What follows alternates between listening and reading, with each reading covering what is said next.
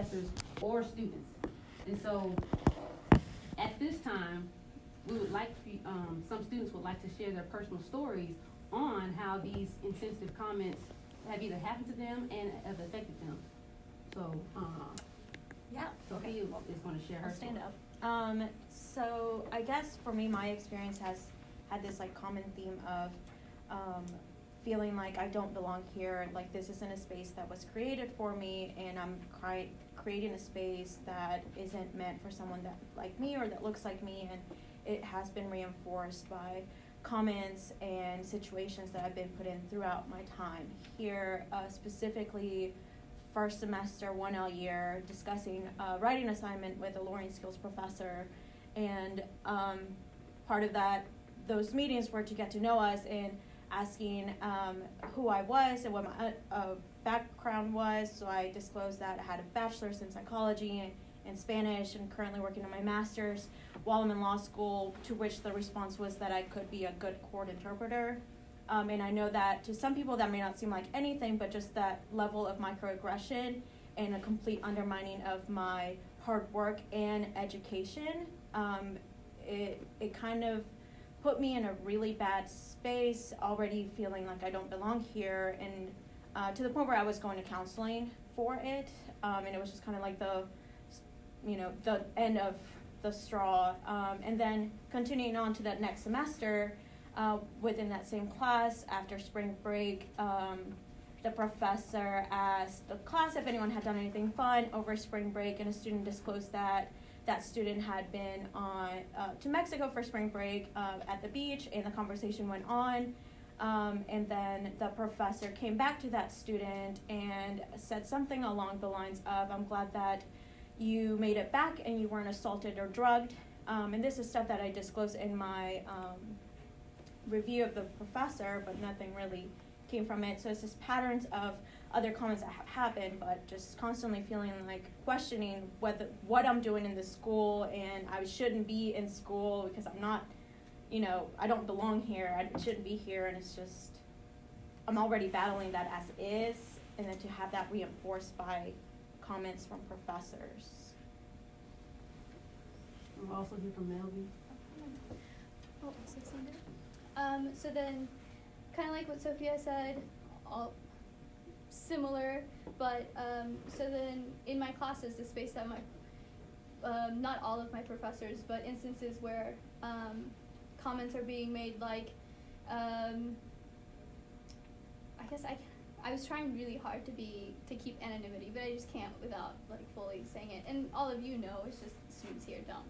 So for example, in my learning skills class, a professor my professor Walker, talking about whether an inmate on death row has the constitutional right to request an imam versus a chaplain, and whether that triggers some type of constitutional right. And that I think is fine, like trying to get dialogue, talking about the law, but then going as far as then making comments about, well, I always know how this side of the classroom will vote because all of these people here that he gestured are young white men. And then people in that same scenario during that same time talking about building a wall, and my professor acting like he heard nothing, and then acting like he caught the end of it and saying, "Oh, what was that? Were you talking about the wall?" Laughing it off and then turning around, gesturing at me and saying some people might take that as microaggression. Yes, it is one.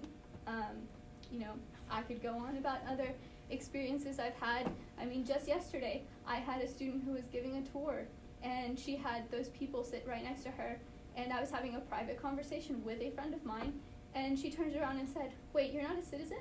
Didn't you get your citizenship when you married your husband?" Like, that's infuriating. And this is the culture that professors have perpetuated, and then just the lack of culture insensitivity that students have here, and the entitlement and privilege that, like, no one seems to just tell them, like, we're not all the same here. Imani. So last semester, the 2Ls had Common Law 2, and in my section, I happened to be the only black person in the section, and we were talking about the Voting Rights Act of 1965. And then the conversation moved to talking about how many black people showed up to vote in 2008 when Obama ran, and it created a lot of tension amongst the class. And someone raised their hand and said, like after like 20 minutes of conversation, it was like, why do we care whether or not black people vote? And it wasn't addressed in class. I mean, I felt like it just was skipped right over, maybe not even intentionally, but it goes to just what Melby said about the lack of cultural awareness amongst the students and a lack of accountability amongst the professors. And then we'll hear from Candace.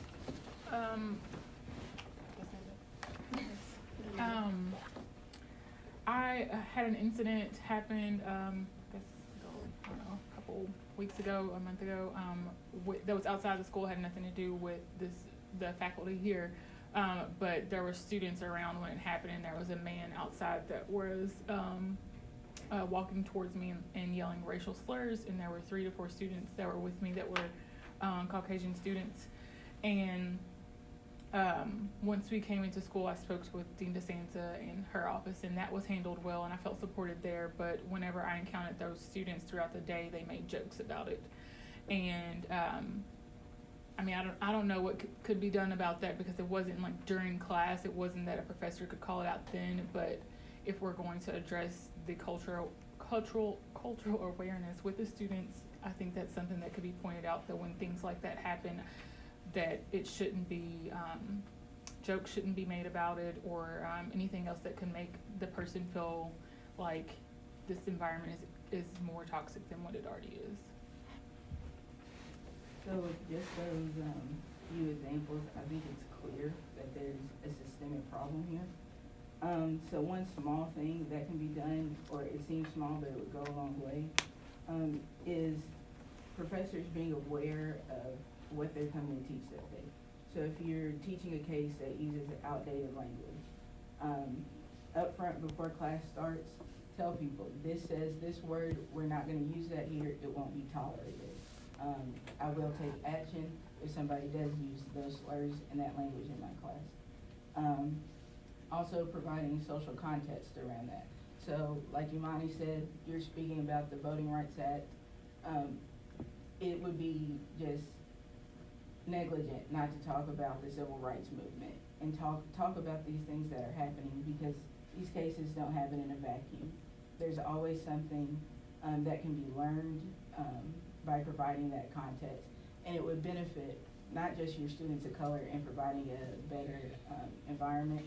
It's a benefit to all of your students, because some students may not know this history, and so they need to know. They need to know why they can't use certain language that's in this case, and it's not changing their mind, it's not changing their heart, but it's providing a much better space and environment for everybody to exist.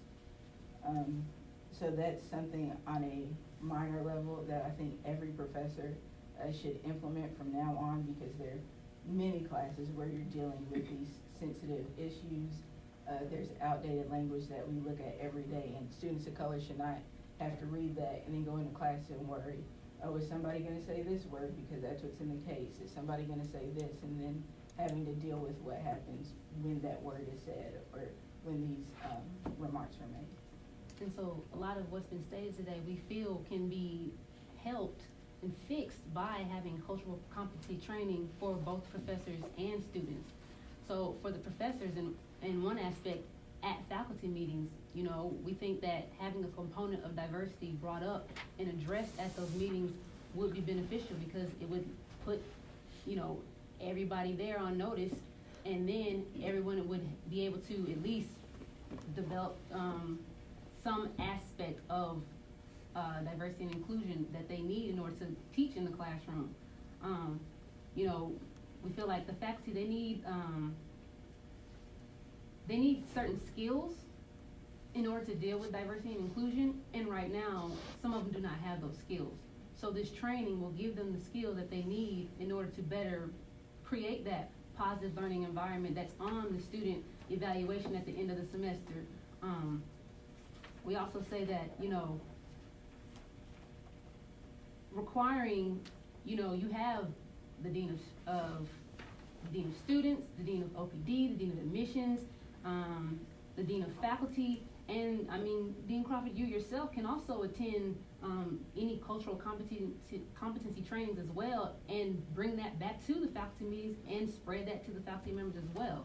So that can also be a way of ensuring that these skills are taught, so that the responsibility of ensuring that you are creating this environment where students feel valued, students feel comfortable, students feel willing to, you know, engage in the conversation occurs. We would also request that if you do decide that you will attend these trainings, that there should be concrete things that you bring back from these trainings and mandate your professors implement them. These 3 bullet points that we learned at this conference, this is what we're gonna do, there's no question about it.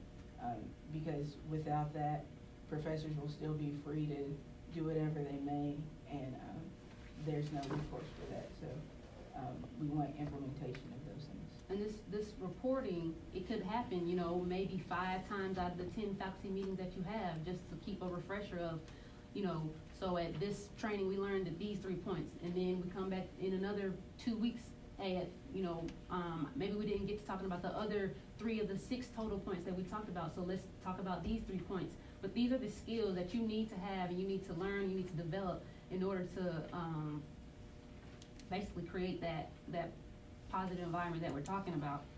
And I mean, I think that it's fair to demand these things of the deans and the faculty, because the students are basically on the back end of that, suffering from the insensitivity. And, you know, if it comes down to it, having the evaluations, what have you done to create a positive environment? Or, you know, like, what is holding you, or, you know, making sure that you are implementing those skills. And then when it comes down to students, I know at the diversity forum we had earlier, or end of February, and we talked about, you know, with students, there can be these mandatory cultural competency trainings, because I know there's one at orientation, but it should be one at orientation, and then maybe one again in the fall, and then one again in the spring. Because that, you know, you have it at orientation, but then it kind of goes away, because that's it. It's like, all right, I'm done with that. But it needs to be reoccurring, so that students know and are reminded that, oh, wait, yeah, it needs to be more mindful about how I'm acting and how I'm speaking. And then finally, under this, we would request a dean of diversity.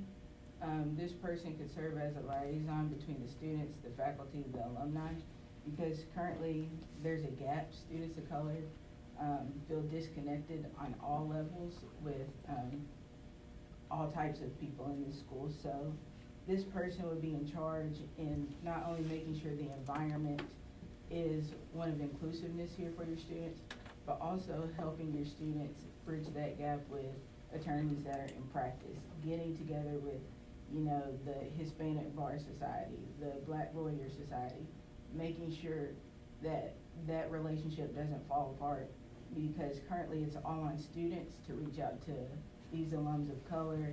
We're trying to figure out everything on ourselves, or we're going to the professors and, you know, they're trying their hardest to help us, but if there's a person who their sole job is to look at the issues of inclusion within the school, specifically recruiting students of color, and also bridging that gap with alums, it would be much better for the students of color here. And in adding on to what Bethany said, with the Dean of Diversity, that individual, because their sole focus is diversity and inclusion, it can be, all right, well, if OPD is looking for, you know, OPD deals with jobs, so they can, you know, talk to OPD about what types of diversity things are out there for students, or like, if the Dean of Diversity is that liaison between the OPD and the faculty and the students and the alumni, you know, alumni are gonna say, hey, you know, we wanna hire students of color. All right, Dean of Diversity saying, OPD, here are some strategies. Are you connected with these individuals over here? Or you know, with admissions, how sometimes, you know, what do we do to recruit students, what are these ideas? The Dean of Diversity is a person that is an expert in this area. And so they know what to do, and they have the skills to do it, and they would just share that information, and that could, you know, be beneficial at every level of the school, one, and that would keep us communicated, you know, keep us all connected, and it would also, I think, improve the diversity and inclusion of the school, because now we would have someone who is an expert, who is sharing the information with every aspect of the school, and so now we're all just as a school more connected. We also recognize that that costs money, but everything that goes on in this school costs money, and so you're gonna have to make a decision. Is this something that's worthwhile? Your students of color, their happiness, their willingness to recruit once they leave here, is that worth what it's gonna cost to bring somebody on for salary and whatever else? And if you don't feel like this is the thing that you wanna get behind, there needs to be some kind of person that's serving as a go-between for your students of color, no matter how much it costs. So another point that we would like to add on is, along with, in our opinion, a lack of cultural awareness, we also think that there's a lack of accountability. So, you know, sometimes students, we don't have faith in the process, which is why either we don't make our complaints known, or we just don't trust that the process will render something that actually hears us. And so, you know, some of the issues you heard today, those are big complaints for students to have to come right out and say what it's like. Who do we go to? What is the chain of command for that? And so, you know, the environment here has created the belief that things we can't report, or there are some things that we can't report either because we feel uncomfortable or because nothing really comes of it. And so Sophia mentioned she reported what happened on her course evaluations and nothing came of that. So maybe she didn't feel comfortable going in person, and her name wasn't on it, but you all knew who the professor was that had this complaint. So for there not to be any follow-up, no conversation around that, that's a lack of accountability that we're talking about. So first of all, we want to ask, what is the chain of command if we have an issue with another student? So, if another student has said something, what would you do? That you mean that you find offensive, or Yes. you should come to me, and I would actually, I'd suggest, Bethany, I mean, is there really not accountability? I mean, there are some assumptions there that I would question. I'll just give you the example. I don't, Sophia, was that or was it Sophia who talked about the evaluation, or I thought it was? Sophia? Okay. Was that in the, spring last year? I'll tell you why. Cause I mean, I'm the one person who I know reads every single evaluation, and I don't, you know, in my defense, I suppose it was my first semester, but I'll go back. So I read all the evaluations, and I'll give you an example. I don't remember that, but there was a professor about whom there was an evaluation where the students said that he had said racially insensitive things. And I put it in his annual review when I talked about his evaluation. So I say that, I mean, so in other words, you may think that there's not accountability when something goes in a teaching evaluation. But in the case, the one case that I can remember, and if I didn't get both, I apologize, although, again, I would only plead it was my first semester. But, you know, I pay attention to those things, and I brought it up in the faculty members' annual review, and we talked about it. And I then guess- what was the result? And he challenged it, and I showed it to him later. He said, well, I don't think that's true, I don't think that, and he said, I didn't see that in my evaluations. And I went back and I showed it, and he said, well, I will try and be more sensitive. So, I mean, I guess, you know, I can't withhold salary because, people have said, I mean, I don't have that power, but I think there is some power at least in the fact that someone's paying attention to that. So Dean there- Crawford. Oh, go just let ahead. me finish answering Bethany's question. The other thing on accountability is if, and with one of you here who had some complaints this term, I said, can I go to the faculty member and talk about this? Not using your name, but saying a student, complained that there were the following incidents. And I was told not yet, but that I can when I have the student's authorization. So I have no problem going to a faculty member and challenging them on something like that. So this kind of underscores how we don't know the chain of command, because you say come to you, but the student handbook says go to Dean DeSanza or the. Well, you can also go to Dean Sands, I mean, that's fine, right? But what's the appropriate Right. process to take? I mean, There's no one appropriate way. I mean, I field all types of student issues, so it's easiest because I'm probably the most accessible. You can usually come by if I don't have somebody in my office, stop by and talk to me. But Dean Crawford's office is always open too. It doesn't mean you have to come to me. You can't, and I think it would be false to say you always have to come to me. What if somebody's not comfortable with me? There have to be alternative methods, so you can always go to Dean Crawford. If I get a complaint, I'm gonna work with Dean Crawford regardless of what it is, and Dean Crawford will probably consult with me if there's a student-to-student issue. So if there's a faculty involved, it always goes to Dean Crawford. So, I mean, I would only say for the student's point of view, and this is why I respected in the case I just referred to, the student doesn't want me to say anything yet to the faculty member, which I understand because the student's still in the faculty member's class. I have absolutely no problem once I have the authorization from the student, and this would be true of Dean DeSanza as well, I think. I don't want to put words in your mouth, but going to the faculty member and being as specific as I've been given the authorization by the student to be. And again, my obligation in that context is to respect the student's confidentiality, because I want to protect them and not have them be penalized in any way. But, when people say inappropriate or offensive things, they should know that, and sometimes it's just a matter of education. I mean, in this case, when I said this, I think the faculty member, is not someone you would all identify as especially on the right. I don't think it's someone is viewed as particularly ideological. And frankly, I think he was kind of surprised at that. But, he heard it. And beyond that, all I had was the students said racially insensitive things were said. They weren't specific, so I didn't have anything more. I couldn't say, you said A, you said B, you said D, this violates our code. But I showed that I was paying attention to it. And I would hope any dean in the United States right now would do that, because these issues really matter. just to back up, if a student comes to me with an issue, the first question I always ask them after I hear, what do you want me to do? Who can I talk to? Can I talk to this person? I mean, I fully support what Dean Crawford is saying.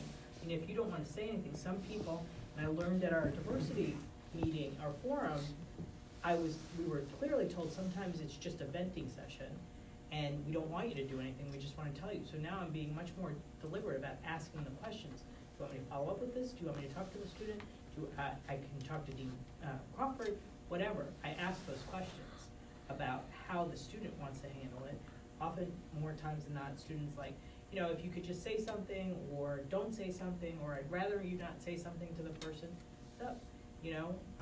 So that's how I handle those issues. Say too, that even though issues that are between students and faculty are not really in the purview of my job, but my door is always open, and sometimes if, I don't know a lot of the 3 Ls as well, because I wasn't here when you all were coming in, but if you are more comfortable, or even if you just need somebody now and I'm the one you can find, you're always welcome to come to my office and tell me what's going on, and knowing I'll still have to take it to a different part of the chain or take it to the chain, but you're always welcome to come to my office as well. And I think DK Jack would say the same thing. So I understand the importance in the student being in charge of how that happens, but there also needs to be a written down, like, this is just our process. So we know when we come in, if a student says something, I go to Dean DeSanza goes to Dean Crawford, and Dean DeSanza, at Report the to the advice of faculty. the student, have a conversation with the faculty and report that out to the other faculty members. If it's an issue with a student and a faculty member, you go to the assistant dean for academic affairs, because Dean DeSanza told us she didn't really have power over faculty interactions, so you go to that person goes to Dean Crawford, Crawford does the same thing, but there needs to be a written out process, so there are parameters, even if the student is in charge of, I don't necessarily wanna go that far, I just wanna vent to you right now, but it needs to be lined out, and we need to know, for a fact that this is the process, and this is how we handle it. So Bethany, can I ask, when you say written out, I mean, I read the student handbook when I came, so I read it 13 months ago, and I've, looked at it a couple of times since. I don't remember what the student handbook says. So you're saying in the student handbook, there should be something, or to modify what's already there? I'm unclear, in other words. To add to what's already there, we would also request that once a report is made, if the student wants to progress it and have a further conversation, and once that is settled, the same way that honor code violations are reported through the docket, it should be reported to the faculty anonymously. They should say, we had this incident happen with a professor and a student, or a student and a professor in a class, or two students in a classroom. This is what was said, this is how it was handled, and move on. So then that puts other professors on notice that they can't get away with the same thing, and also serves as an educational purpose. Maybe that person didn't understand what was behind it, and maybe their colleague doesn't understand why that is offensive either, but now you know. So there needs to be reporting amongst the faculty as well. So we would add that to. And then I think, hold on, let me get this out here. I think that kind of going back to, with the reporting, that aspect at the very end is what is said back to the student. So I know that you said that you looked at the evaluation and you talked to the faculty member, but the student doesn't know. So. But I don't know who the student who wrote the evaluation is. They're Okay. anonymous. Okay. But there's no way I could find the student. But I'm just saying, like you saying that there's accountability, but ultimately, us as students, we don't know that there's accountability. So even if accountability is happening, how are we supposed to know? I mean, that's a good, I don't know, anyone have any suggestions? Evaluations are anonymous, right? I mean, I think I'm the only person, maybe the associate dean has access. I actually don't even know, I don't think so. No, I'm the only person I think who has access to all of the evaluations. And then the faculty member sees their own evaluations, right? So But even kind of going forward with that, like, when you said that you talked to the person and he seems surprised, and it's the education, that ties back into the cultural awareness training. So all these things we say kind of tie together. So that cultural awareness training can also be an aspect of the accountability that, like I said, we don't see. So, Well, and I understand you saying that they're anonymous, so there's no way you can There is contact a the way, I have a student. suggestion Yep. since he asked. Dissertation was on the Clary Act, you know how they report the crime for campus, so have a similar process here where, all identifiable information is withdrawn, but any student at any time can go to Dean DeSanza and look at the things such as what's in people's, in faculty's evaluations that you've addressed, so that they know that, yes, the dean is committed and he's addressed these anonymous events, meaning where you don't know the class and the student, but like a Clary Act, where it's not necessarily distributed, but if you have access to it if you wanna go to Dean So I'm DeSantis' unclear office. just practically what we would be doing. So, you asked. So let's say that example, the Right, student so- writes something, I then put something An in the incident course of. report that they could go and look at, this is the incident and this is how it was addressed, meaning a letter was put in a faculty's file without naming the faculty member's name, but so that they see that, even though they're not privy to the details of the process, that you're addressing it, so they see that you are, on board with holding faculty accountable. So how about this as a friendly amendment to that suggestion? If, once a term, I prepared a kind of digest of diversity and inclusion issues that have come to any of the deans, right?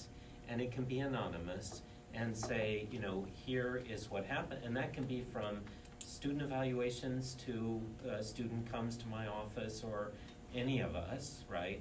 And, you know, that I then notify all of the relevant people, you know, I'm about to prepare my digest, you know, please get me any incidents where they say, you know, nature of the complaint, if we're allowed to disclose it, the student who disclosed it, if they want.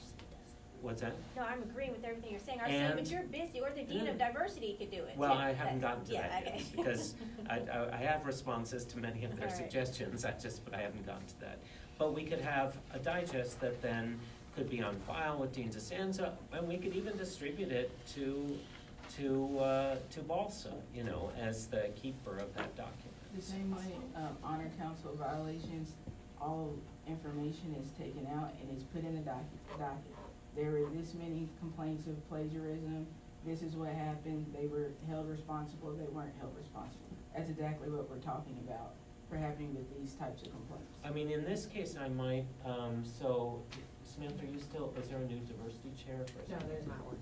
They're not gonna do it? No, they not will, yet. they just don't have. Okay, one. we don't know who it is Yeah. yet. So, I mean, it might be then that as there's someone responsible on the honor council, that then I would suggest, and I don't know what the mechanism to do this is, that then the conduit from whether it's whatever dean does this, would be to, you know, the Samantha or her successor person, right? So that it goes to some student who then gets it into the digest, right?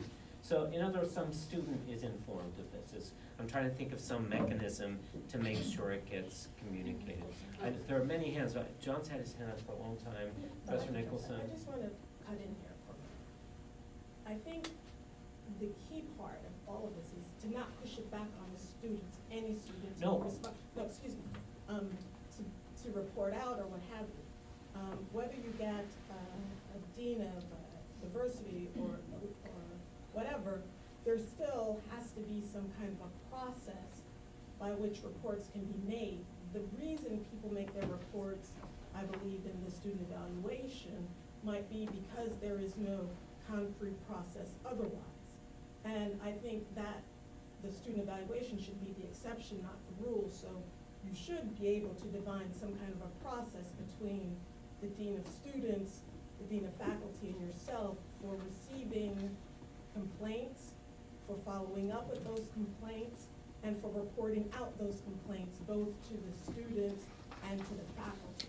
But that cannot be something that we put on the students. They're already telling you that they're feeling overwhelmed by the responsibility to educate other people, to make those other people feel comfortable because they're here. And that should not be what's happening. To be clear, thank you very much. I wasn't suggesting that the student be the driver. I was suggesting that there be a student who is a guaranteed repository of whatever reporting is coming from the repository. I understood you. I wasn't saying that they then have any obligation except that we make sure that someone has it. Right, I understood you. Right, I'm okay. suggesting that's not a good idea, that it should be some member of administration who is going to do the reporting out to whether it's the students or the faculty No, or I passing it agree. in, because they have too much. Again, I wasn't suggesting the student be doing the reporting, but be a repository. I think that's very different. It's being driven in time. Why are we not seeing the same thing, Lisa? I don't understand. Well, ultimately, Dean Crawford, I think that the idea that we're trying to get across is that we, as students, would like a more structured, process by which individuals are held accountable. The technicalities of it, that's not what we really came here to discuss, and, I mean, we can get together afterwards and do that, but ultimately, we're saying that the process in and of itself, we would like it to be more structured, so that we can see and know what to do and see and how that is being played out. Okay. Can I just, the university has a bias incident response team. Mhm. I think there's a model already in place that we can use here at the law school Okay. that we could probably model it after. I'm gonna do more research on it. I just wanted to look up, make sure I knew what it was called. It was for hate crimes and bias incidents. And they've just reinstituted that. Yeah, It so- died off for a while, but now because of a lot of incidents on campus, it's revived. So maybe there's a way that we can use this formula here locally at the law school. So John's had his hand up for a long time. I think you don't really have to tailor this to just college students, because there are similar issues that are being experienced by, Caucasian students with black professors and white professors. I think what's important is for the student to be able to have some sort of feedback. And I've been to 3 different universities, and I understand that administration is not supposed to come back and tell you as a student, this is what we've done with the professor. That's not how it works. So if there is some, like you said, a repository where the student can go, and it doesn't matter what color of student, go and say, my issue has been addressed. And it gives the student body the confidence in management that what we are complaining about is being addressed.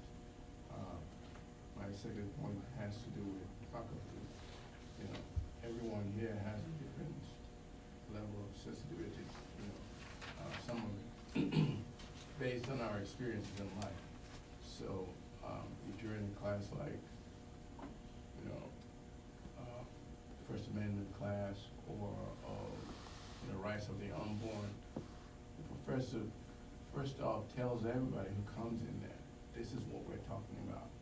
This is the kind of language we're going to encounter. This is the level of sensitivity it takes to be in this class, and if you think you can't handle it, then maybe you should be elsewhere. But we will talk about abortion, killing babies and stuff like that. We will talk about civil rights, slavery, and the words that we use. And those things touch home. Right, but ultimately, that could be, okay, go ahead. And for instance, Right after y'all go. when we were in first class, in our first year with Professor Marcus for criminal law, the first thing we told everybody was, we're gonna talk about these things, and it might, hurt your feelings, but it's just gonna have to. It's part of the course. So if you could get every member of your faculty to understand that and give that warning to everyone who comes into the class, we are gonna discuss these issues. And if it gets too hard for you, there's a kitchen. So because of time, we're gonna go to the next issue. But we also wanna bring up the lack of people of color in students, faculty, staff, administration. And specifically with students, recruiting tactics we think are ineffective for students of color.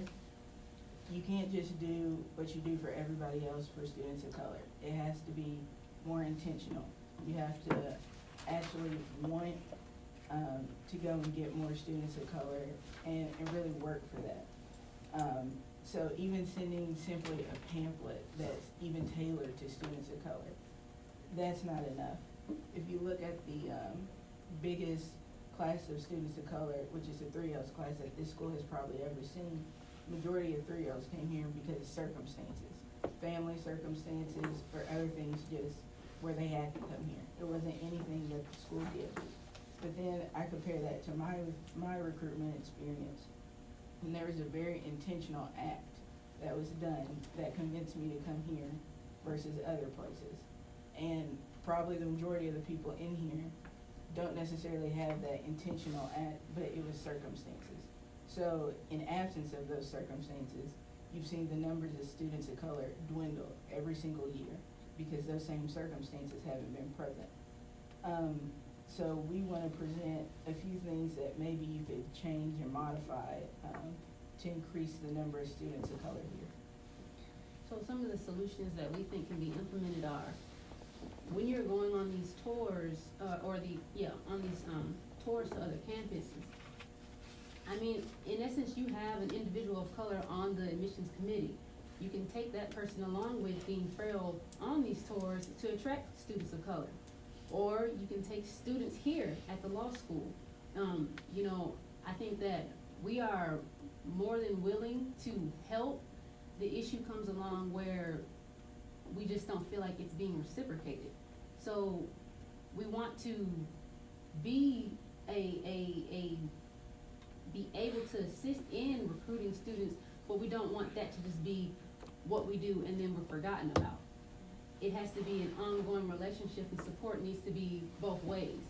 And so taking us on these tours that you do go to, we would more than willing, like, you know, you said you couldn't, certain things you couldn't do on the table. Well, students can wear a Balsa t-shirt, or students can, you know, hold up a sign about U of L or something like that. Also, you know, in the last meeting, it was stated that it's hard to get people to come to Kentucky. Well, then maybe we'll only look at, well, we'll look first in Kentucky. So, you know, what are all the schools around in Kentucky where students are applying that might wanna come, the students of color are applying that might wanna come to law school? You know, there's KSU, and then if, you know, you don't get a big enough pool of people in Kentucky, then go to the Midwest region. Because people in the Midwest region, Kentucky's gonna seem somewhat appealing to them because it's close to them. While as going to DC people are in a big city, they're probably used to big city life, so they're probably gonna go to New York or California or any of those big cities. But in the Midwest, well, we all kinda understand how the Midwest is, so Kentucky might be more appealing to students of color in that area. In addition, we also say, you know, the cities that you do go to have these recruitment fairs at, reach out to alumni in those cities. There might be alumni in those cities who can stand with you at the table, or, you know, talk about U of L and how much they like U of L and whatever, to impress students of color. All alumni from U of L, they're dispersed in different places, so they might be a good resource. And then, you know, talking about the great things about U of L, I mean, about Louisville in general. So, you know, there is the Muhammad Ali Center, there is Churchill Downs, there are the Bourbon Tours, there is Slugger Field. You know, all these things do make Louisville seem exciting. I think that it's just gotta be a little bit more intentional about how you go about communicating to people and students of color about, well, you know, come to Kentucky, we do come to Louisville, we do have these great things here. And then when students, you know, if you do have a student of color that does end up taking a campus visit, I mean, ultimately, if they don't see us here, that's going to, you know, sad to say, but that's going to make them feel like, well, I thought that there was, you know, diversity in this pamphlet that I saw, and now I just don't see any students of color. I think that we're willing to be here to provide tours to ensure that, okay, hey, I'm here. You know, we're creating that relationship right there. And then, I know, with like the Diversity and Inclusion Day that we had in the fall, even if you expect a small number of students to show up, I mean, it's okay, still go above and beyond for that small group of students, you know? Have a good breakfast, have a good lunch, you know, make the program really exciting. You can do things that, even if you have a small number, to appeal to students, and that's not saying that, oh, we're giving special treatment to those students. That's just saying, oh, I mean, we expected 10, but only 5 showed up. So whatever resources we would have used for 10, we can use for 5 now. But if you get those 5, then that's 5 more than you would have gotten before. And I mean, I don't know how it works with, you know, having with discounts and whatever, but I mean, students that, if you're getting students of color from different areas in Kentucky that don't know Louisville, if they come on a campus visit, maybe it's okay to, hey, here's like 10% off at Churchill Downs, or 10% off at the Muhammad Ali Center, or the Slugger Field, to say like, oh, here, I'm coming to Louisville, and, you know, not only do I like the campus of U of L, but I also like the city because there's these other things that are happening in the city, and they gave me 10% discount to go, like a ticket or whatever, then they're really going all out for me. So we just think that there are things that can be intentionally done to appeal to students. Also, going back to being intentional, I know before I came, after I was admitted, I got an email from Suhila saying, welcome to Brandeis, you know, I'm also a student of color. If you need anything, reach out to me. I don't think anybody in here has ever been contacted to do anything like that. That went a long way. So maybe when students are admitted, ask your other students, would you be willing to be on an email list where we can send you a person that's been admitted, we can send you their email address. Just send them a quick email, say, welcome to Brandeis, I'm here for anything you need, here's my number or here's my email address. And those little things go a long way for your students of color, because doing that, it's like, maybe there's not a lot of people of color there, but there's at least a good environment. Here's somebody who's going out of their way to welcome me and to make me feel comfortable. So it's just little small things that need to be changed that could increase the number of students of color. And then, Can I respond to that? hold on, let me get this one more point. Hold on, John. Let me finish. Let me finish this I think point real quick. I think that's actually a policy. John, they're not trying to be disrespectful, but the whole BALSA met ahead of time and had an itinerary set together of what points they wanna hit, and they're just trying to hit them. So they all had a chance, that's why no one else is talking, to give feedback at the meeting. So Well, they're they not just trying to happened silence to be- you. I don't know if you didn't attend the But let me meeting, just say but this one point. go and then ahead, you can go. Alicia. All right, we just wanna talk about, you know, retaining the students as well. So when in regards to retaining the students, we think that, you know, cultivating the relationships on, how I said before, it's a two-way street where we're willing to do stuff, but that support needs to come back to us. And so, you know, the admissions team, I didn't really know you guys until I met you guys last year at the Diversity Forum. And so, you know, it would be nice for you all to like interact with the students. I mean, I'm not saying that that's your job, but if you come to us and say, hey, can we use your picture for this, or hey, can you come do this for us to kind of reach out to more students of color, then it would be nice to just to know who you are at the beginning. And that would also kind of help in retaining us, because we feel, oh, okay, I feel comfortable because I have cultivated that relationship with these individuals, and this, I have no problem advocating for my school and helping these individuals. And then along with that, that could also be kind of, you know, with the Dean of Diversity, when we talked about her, Dean of Diversity, or him, whoever, being an individual that, you know, is that liaison between prospective students all the way to alumni. I mean, if admissions, you know, if it's too much, because you are so involved in just, you know, getting students here, recruiting, then that's where that Dean of Diversity comes in and helps you out, where I'm gonna reach out to these students here, and, you know, we'll have that conversation and that, relationship built with them here, and then that cultivates that relationship. So that's where the Dean of Diversity could kind of come in. And when we say retention, we don't necessarily mean just physically retaining us, because I think we've only lost like maybe a couple of students of color in the 3 years I've been here, like emotionally, mentally retaining us, because we've gotten worn down. But even through being worn down with all the stuff that's gone on here, there's still people willing to help, because we want to see more students of color here. We want to walk around and not see the 3 or 4 faces that we see every day, and that's it.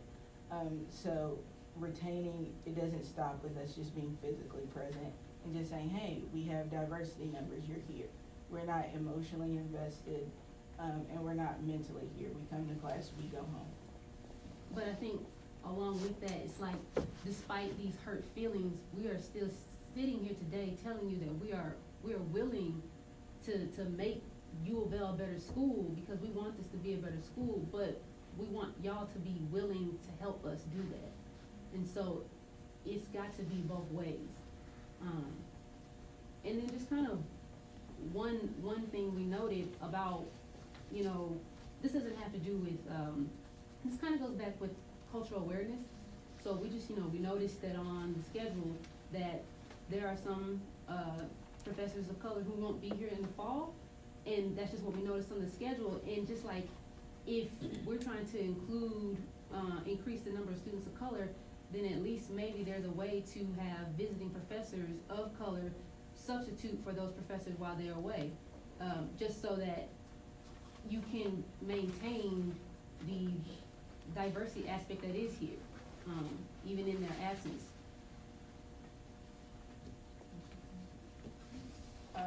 So just wrapping up, they're separate issues, but we have to realize the environment and recruitment, they go hand in hand. If the environment here is toxic, you're not gonna wanna recruit people, and people will notice that as soon as they walk through your doors.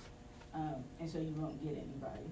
If your environment's great, but you're not recruiting effectively, then that environment's great for the people here, but there will be no students of color. So these issues have to work together, at the same time, and, we wanna see it continue. One year, like our year, you have a large number of students of color, then that number starts dwindling, and so we wanna see consistency with that. So, I think the information that we've given is a good start. It's not exhaustive, but I think we've provided you all with a good amount of information that we could see some of these changes implemented quickly.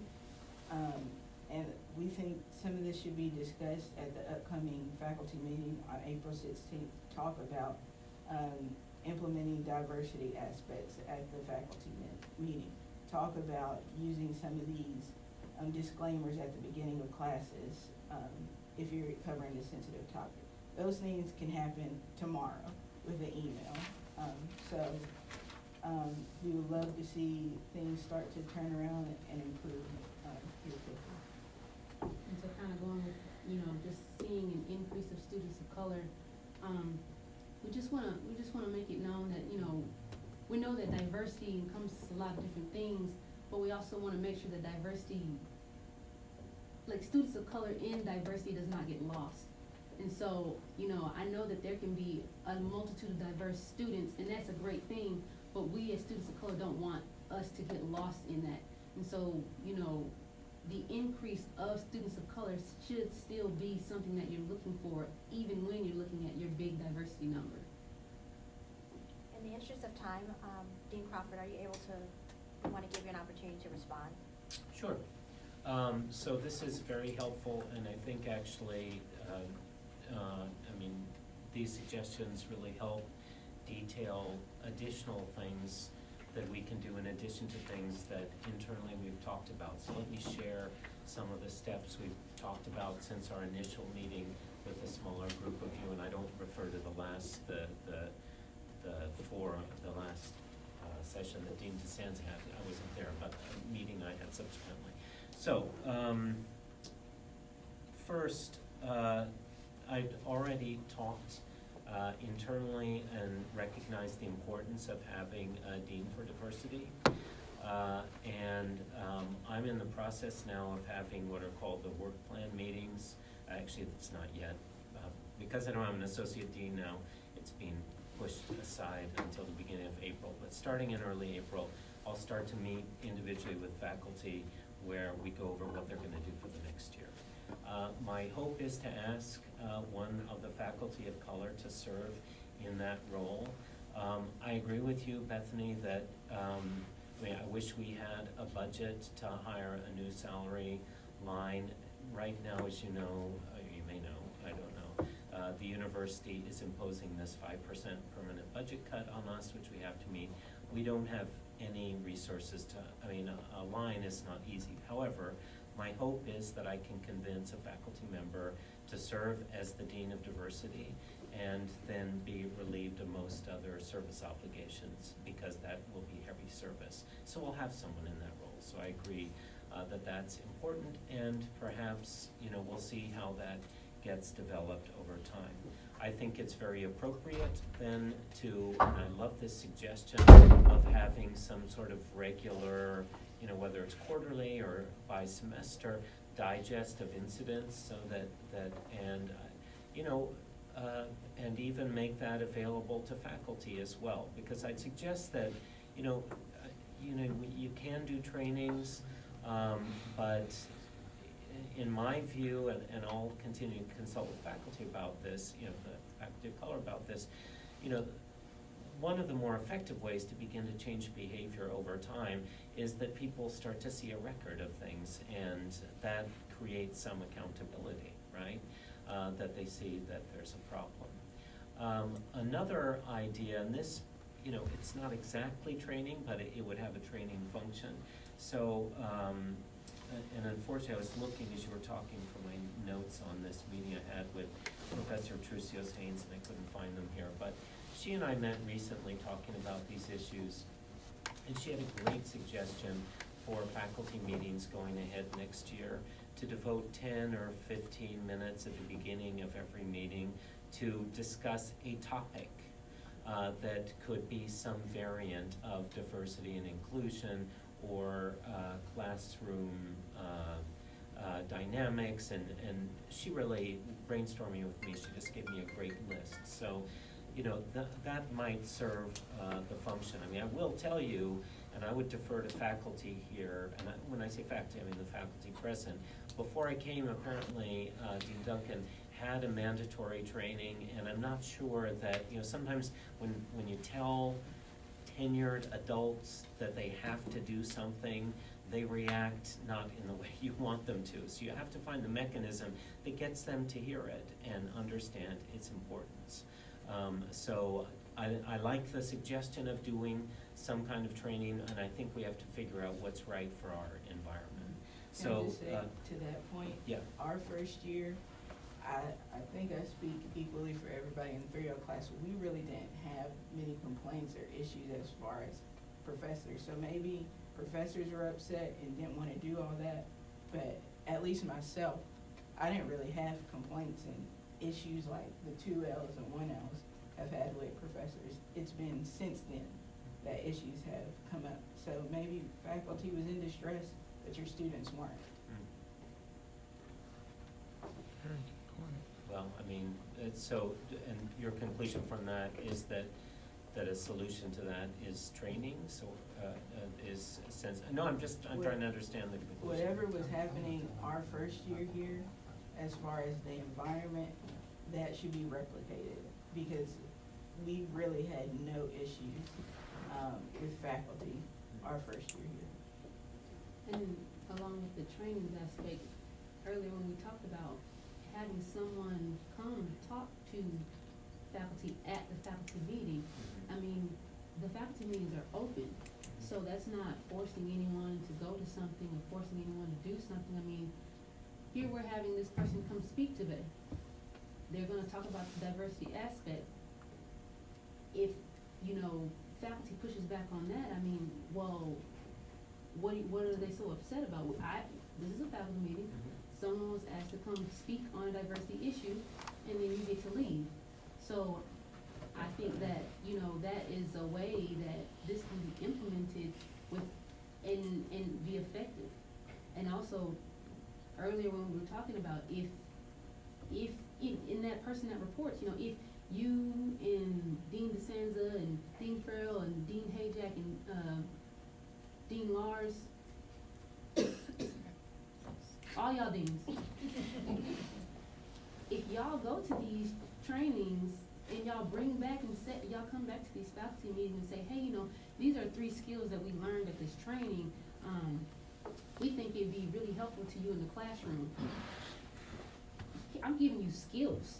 You know, how can you be upset that I'm giving you a skill to make you a better professor in the classroom? Well, so let me continue to respond to these suggestions, and I'll give you an example there. So in the fall, I went to a 2-day conference at George Mason University because George Mason Law School, because they have a donor who started a diversity and inclusion certificate. It was 6 weekends. They made it available to students with the theory that this is going to make students, whether they're students of color or Anglo students, whoever they are, it's going to make them more marketable because they're sensitive to these issues, and it was very available to faculty as well. So I brought this back, I shared it with the diversity committee. I talked with Professor Harris about this afterwards. I'm sending the brochure around so people who weren't at that meeting can look at Okay, it. so in fact, I mean, I didn't take it to the faculty, and I can. right? I could do something like that, and so I take that suggestion, that's a great suggestion. But I make this point saying there are also mechanisms then for these things that we as an institution can look at that will benefit the entire community. So I'm with you on that, and so you're right, we need to think about sharing these ideas, and that's fair enough. I do want to address recruitment and Bethany's comments about the need for intentionality, because you're absolutely right. And I'll let Dean Farrell can comment if she likes about specific things her office is doing in the short term. But increasingly, I'm very aware of how we have to view this not just as a short-term, year-to-year focus, but you need to really build stronger connections. So in the past month, Dean Farrell and I, for example, very shortly are going to meet with the people responsible for career development generally at JCTC. Why? Because part of this is making students who might not otherwise know professionals in their families to realize that this is an option. So when they're young, they start to think about planning their career, right? So they get that objective in mind. So we're talking to them. We made an appointment through connections I made elsewhere with a group called Black Achievers, and they have a law cluster. We're going to talk with them, and my expectation is that this will become an annual thing that we meet with them, right? And that this becomes something where we try and build connections with them over time. In addition, some of you will know that when I came, I started something called the Dean's Advisory Board. It's senior lawyers, some practicing, some not, some in corporations, some in government, just to advise on where to take the school and how we do it. We've just broken that group up into three we've only had 2 meetings so far, 3 meetings so far. At the third meeting, the first 2 were really educational for them. And at the third meeting, I created 3 working groups. One of those working groups is diversity scholarships, right? Just to promote diversity.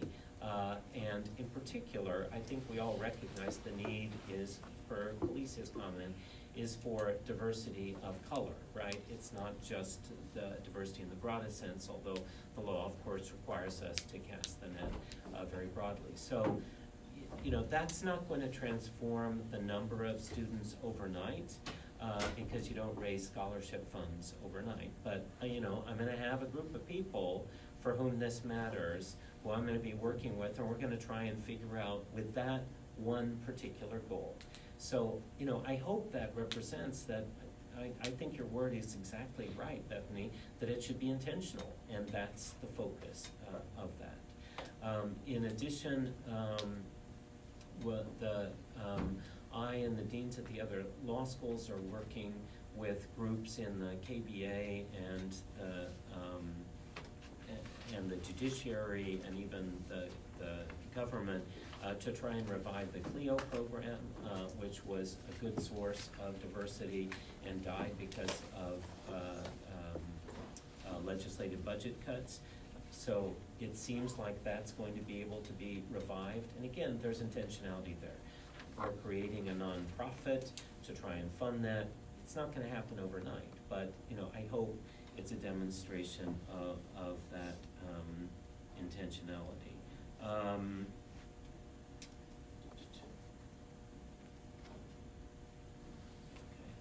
Have I addressed the main points? Is there anything I left out? I guess I wanted to go back to your point about having a faculty of color be the dean of diversity. While I understand that there might be a 5% budget cut, the idea of the dean of diversity is to play that big role of dealing with the prospective students, the students that are here, the alumni, helping admissions when it comes to the the diversity aspect. You know, helping OPD when it comes to the diversity aspect. You know, like Dean DeSanza, a part of what you do is diversity, but I mean, you deal with students as a whole. So the Dean of Diversity would also, you know, could help her with that diversity aspect. But I mean, she has to deal with students as a whole. So to put all of that responsibility on a faculty member seems like, well, we should put that responsibility on the Dean of Diversity, who would be the expert in that position. And You mean saying be a full-time position only right, doing that? because if you take a faculty member who already is tasked with teaching multiple classes and creating, whatever lesson plan they have for their classes, then at the end of the semester, they have to get grades in, grade finals and whatnot, the focus is going to be on so many other things that to really get the full extent of what we're trying to get out of a Dean of Diversity, you need that individual here. And I know that other schools have Dean of Diversities. We could reach out to them and see how did you get one, or there's the Dean listserv. Hey, how did you raise money to get a Dean of Diversity, or, because this is an important thing, and as students, we feel like that person should be here. And the Dean of Diversity could also assist the diversity chair within SBA. It could just be an all-around thing that could really help the school. So, can I just respond to her comment? So, Kalisha, I completely agree with everything you've said. It makes complete sense. When I talked about that for example, thinking about next year, I'm trying to come up with a stopgap measure. And there is definitely the risk that the faculty member is not going to have time. There is also just the immediate budget reality, and that is you can't bleed a stone. When you make a 5% budget cut, just to be clear, a permanent cut, that's $500,000 a year that has to be cut out of the budgets, right? Every year, we're now in the second iteration of doing that. It's partly because some faculty have asked to visit next year, so we can get some salary we don't have to cover, and so we limp along. I'm in discussion with people all the time about raising money for things like that. The diversity scholarship, these groups, we will talk about that. So raising money for that, that's a very, very worthwhile goal. But I'm talking about what do we do right now? Because we have a problem right now, as evidenced by the fact that we're sitting in this room, and so that has to be addressed.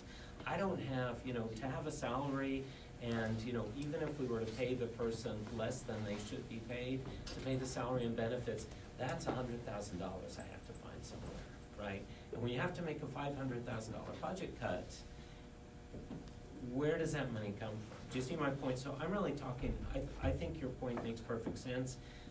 As I hear it, just thinking of what my responsibilities are administratively and in budgeting, that's a medium-term goal as configured, in the way you're configuring it, rather than a short-term, which for me means fall 2019.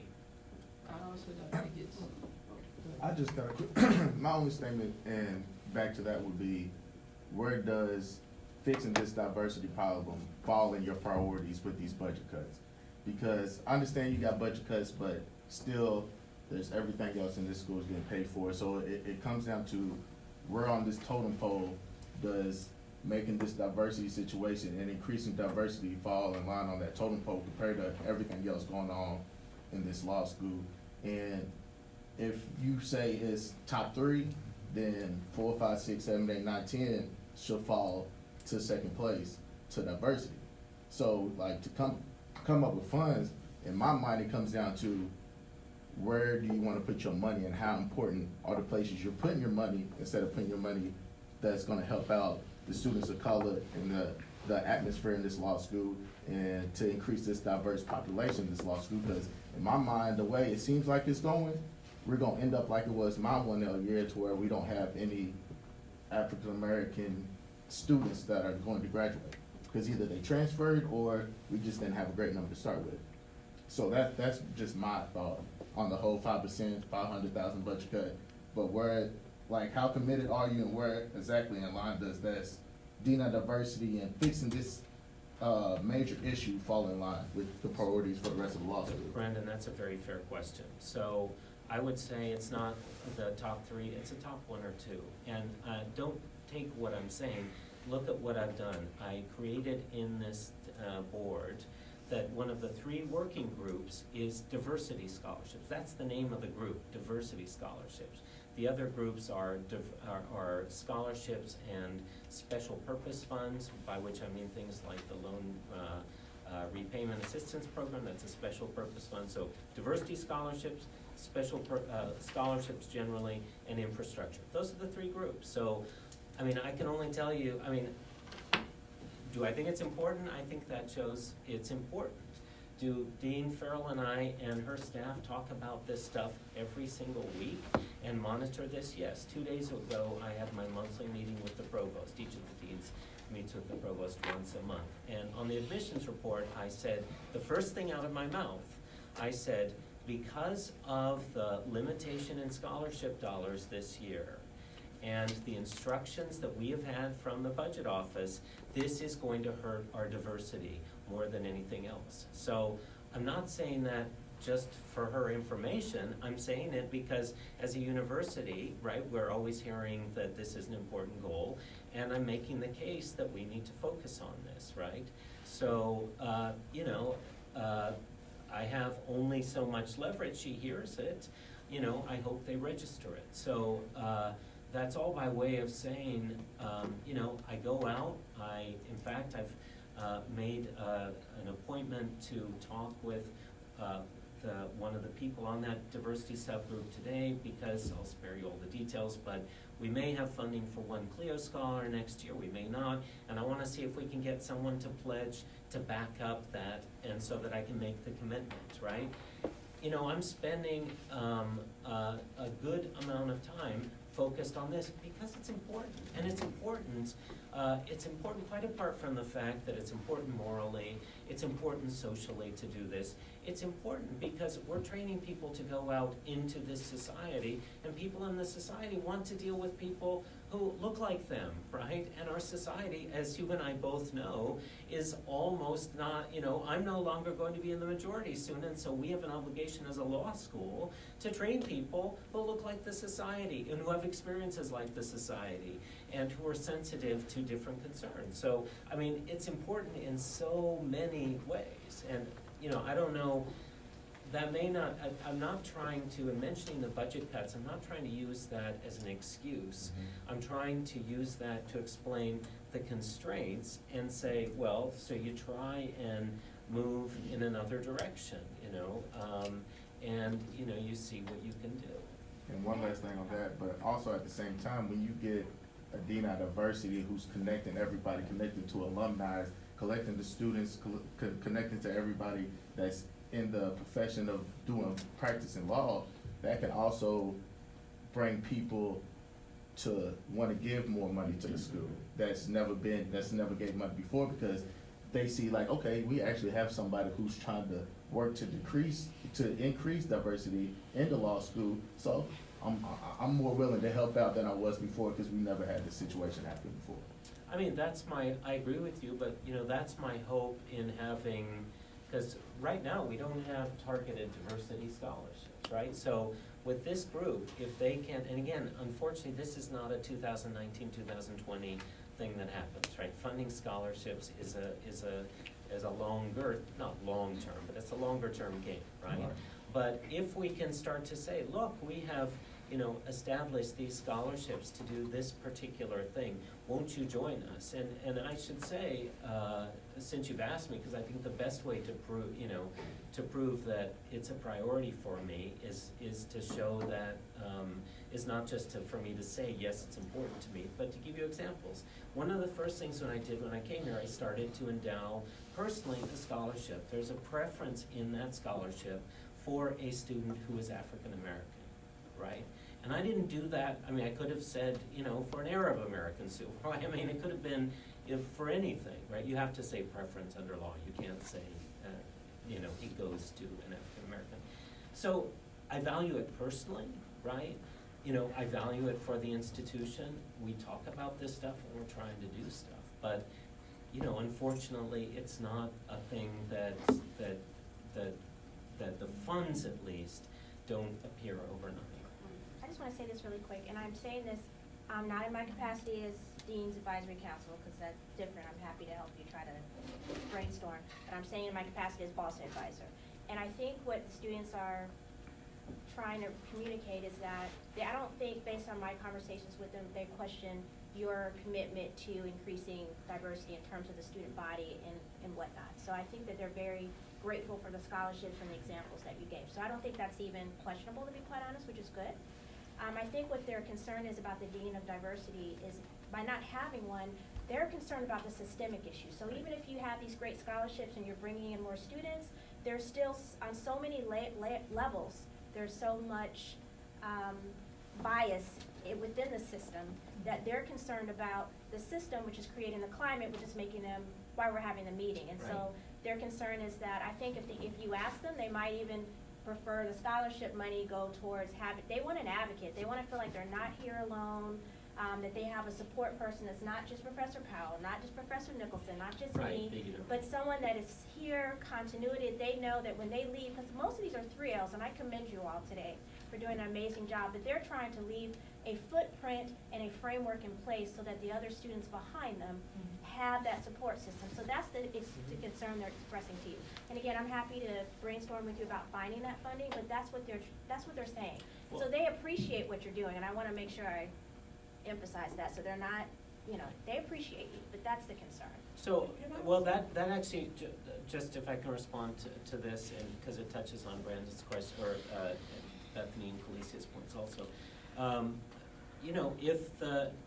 happy to go to this working group and say, let's try and raise money for a diversity dean. That's fine with me. I mean, if that's the someone who can really touch all of these things and work comprehensively, if that's a better way to raise money, you only have so many pots of money you can go to, and so you have to make intelligent choices. If that's the preference, I'm willing to get behind that too. I mean, 3 points. One, I would, in talking with students and all, I would say, don't just think of this as a BALSA problem. Look around. It's a student of color problem going across all races and ethnicities of students of color. So that's the first thing. The second thing is I like the idea of fundraising for the Dean of Diversity, but I think you need to do both scholarship, raise money for diverse scholarships as well as that. And the reason I think you need that dedicated position is, again, because we're talking about issues of students of color, understand that that doesn't mean that it's only black students who are having issues and then only black students are coming to us, but there are a lot of students. And then related to that, keep in mind that we as faculty of color already do this work, already talk to them, already talk them off the cliff sometimes. And so to ask us to do anything else in this regard is, I think, asking too much. And so you do need someone, and mainly because of that continuity, because we do go on leaves or sabbaticals or what have you. And then the other point that I wanted to make is that I also commend the students for really stepping up and saying we need something to happen, and keeping in mind the fact that the university, the law school, has resource constraints. In the meantime, we could go back to the initial point that Calicia made, which is that the administration today, in the next month, go through some cultural competency training now, so that before you even get the inclusion person, you all of you have an understanding of what is meant by both inclusion, the difference between equity and equality, understanding about unconscious bias, being certain that you yourselves aren't falling into the traps that they are already complaining about. And if you would do that within the month, you could report back to the faculty at least by the May faculty meeting about some of the things that you've learned, and hopefully sooner, or you can send out a memo of things you've learned. And you can do the same again in the fall. I don't think it's a one time a year kind of reporting out. It's the reminder constantly, because I believe on the student evaluations, they ask us, I mean, whoever writes it, ask the students whether the faculty member creates Friendly environment. a friendly learning environment. And it would be really helpful if you could hear something from the top down. Because I think one thing that was absolutely clear when Susan was the dean, and there was that contention, was she had a statement to the faculty about where she stood on those issues and how we should comport ourselves in the classrooms. So maybe that could be a stopgap measure before we got to something else. So can I respond to, so first, I don't for a minute personally think that we're only talking about African American students. I understand we're talking about students of color, and there are other diverse populations too who we're talking about here. So I don't think that personally, it's just we're not big enough, and for interesting historical reasons, there's only a BALSA representing that whole group, which is, I've never been in a school where that's been true before. So I don't, and if my words suggested that, I didn't mean to. Second, you know, again, I agree that raising money for a diversity team and scholarships should not be mutually exclusive. But all I was trying to explain is, the reality is, you only have so many fundraising dollars you can go after who you have a reasonable chance of. You only have so many people who talk to you, and you know, you don't have unlimited bites at the apple. And you know, you're a corporate person, you get that. So, you know, you have to make priorities when you make your ask. So I'm happy to continue to do all of those things. I will say, and I like your idea, I'm gonna jump to what I take to be your fourth point, Lisa, which is that I'm happy to make a statement to faculty, and I'll get to that in a second, but at a future faculty meeting.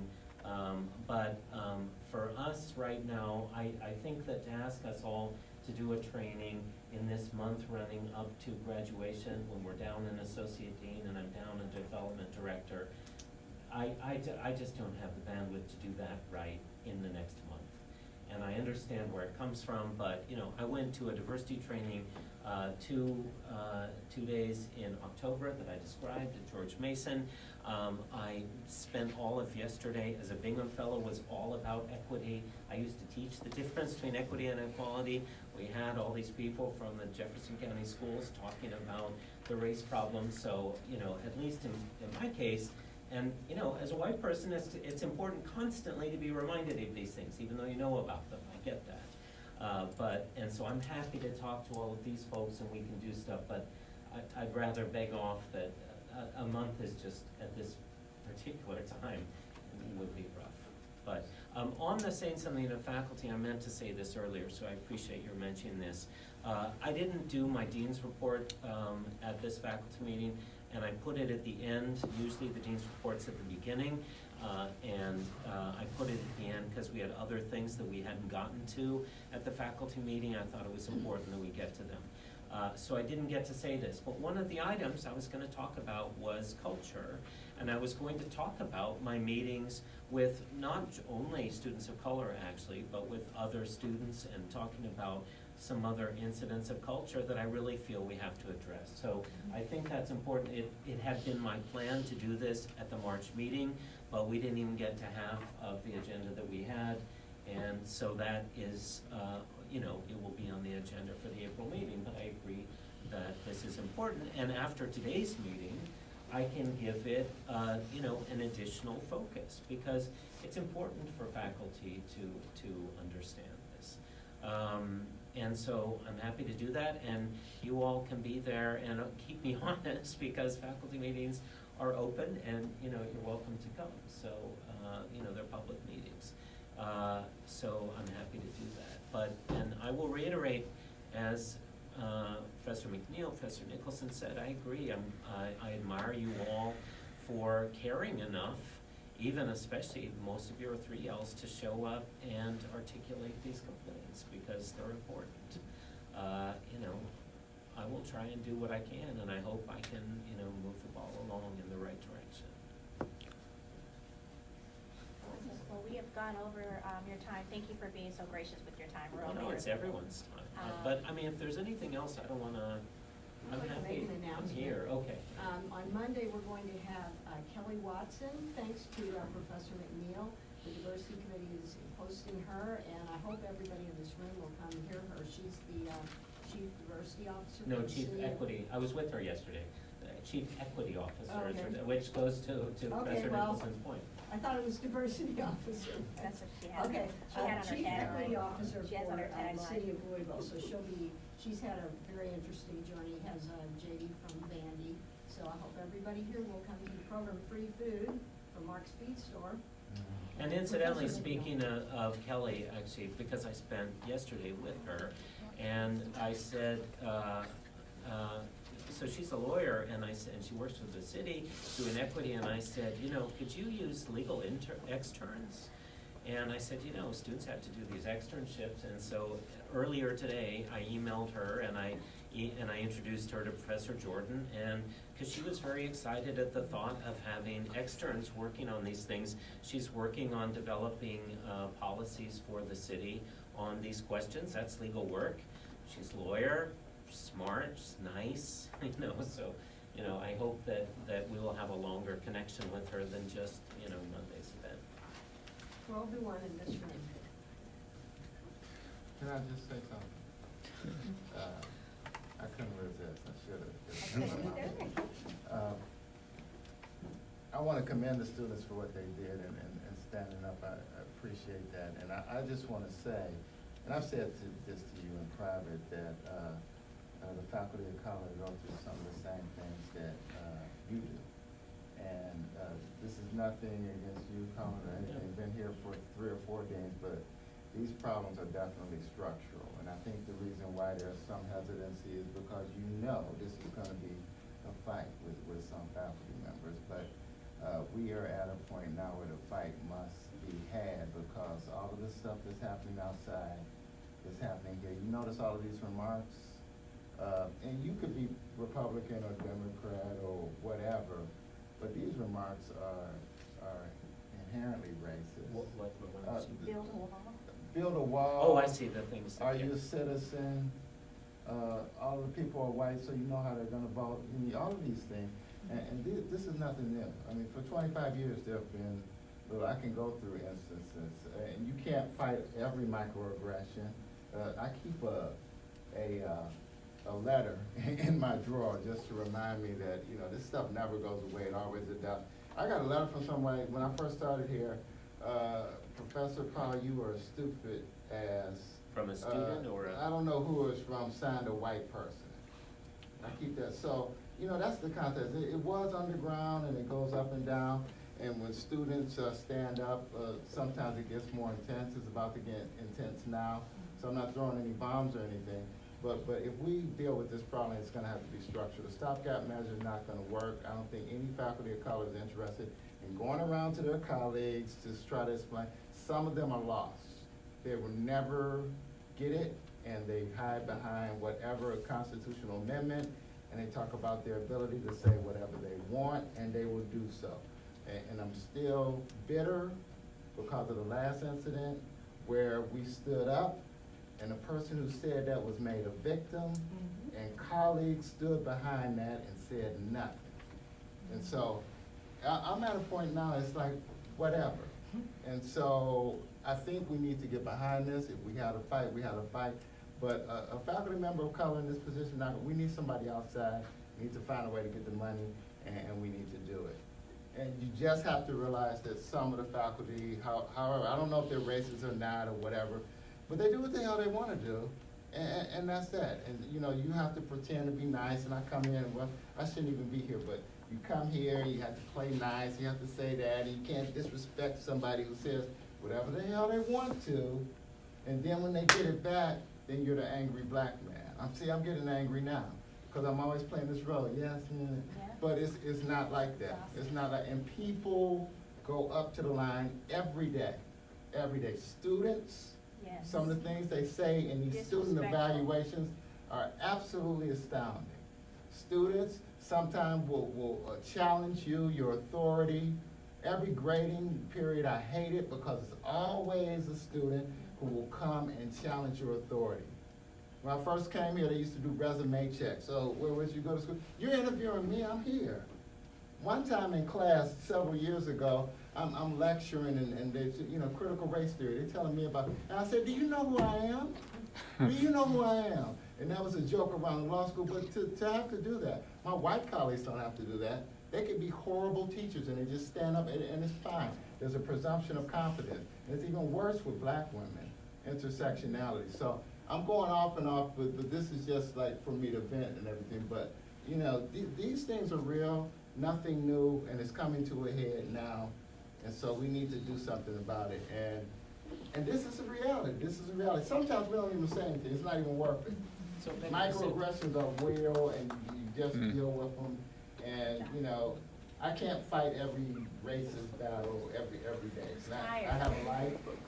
I need to live it. I need to be around. I need not to have a stroke and die. I want to be on Clyde Ferguson. It's true. And so that's that. I mean, there's no answer to this. I'm just telling you how I feel. So, I remember once you said, Cedric, you're quiet.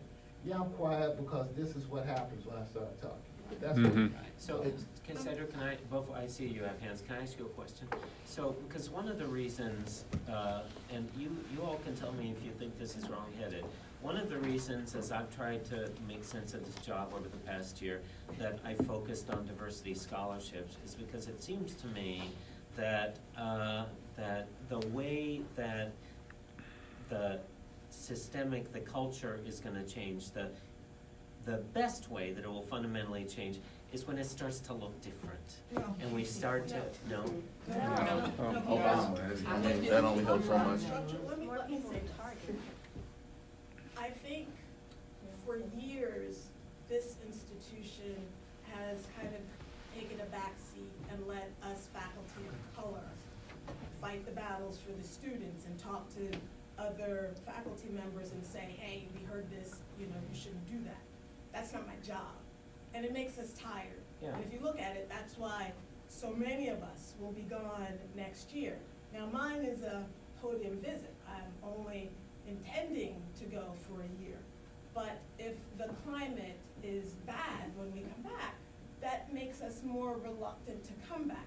By the same token, I think the reason why we are all really grateful and happy that you, as a group, students, have come to talk, because we are leaving. And part of the reason that I have not taken a sabbatical or answered any other leave requests over the years, after having done several leaves before, is because I worry about the students. And I need them to know that someone cares about them and will fight the battles, as does my other, as would my other colleagues of color. And we're tired. And it's kind of like the airport scene where we have to put our gas masks on or our oxygen masks on first so that we can take care of ourselves and be empowered to come back and take care of them. And so when we tell them we're leaving, they're sad that we're leaving, but they also understand why we're leaving. But by the same token, we can't have them thinking that we are powerless too, because then we want to go and smack somebody to go see we have power too. But it is incumbent upon you as the head, as well as all of the other members of the administration, to start taking outward steps now.